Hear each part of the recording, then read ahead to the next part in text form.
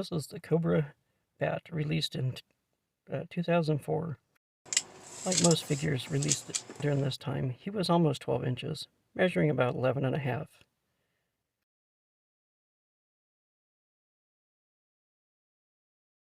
His body construction came with these arms that clicked into this ball socket thing.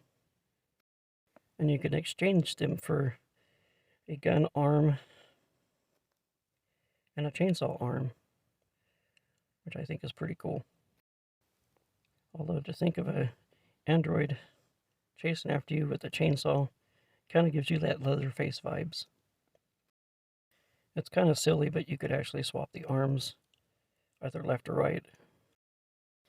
These figures are pretty well articulated. Kind of the basic articulation from that line with movement in the head and in the shoulders. With that notch in the arm, you could point the gun in different directions. Kind of hard to get it across this body to have his other hand hold it because the notch doesn't line up completely. I like how easy it is to swap out the arms, which I think is pretty cool.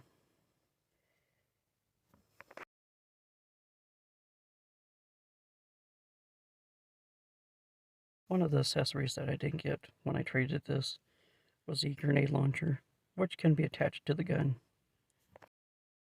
On each arm, there's also an attachment for the grenade launcher. Technically, it's probably a rocket launcher because I had a spring-loaded rocket on it. But I don't like spring-loaded weapons. I think they're kind of silly. So I always just use it as a grenade launcher. This arm has the one that's on the bottom side.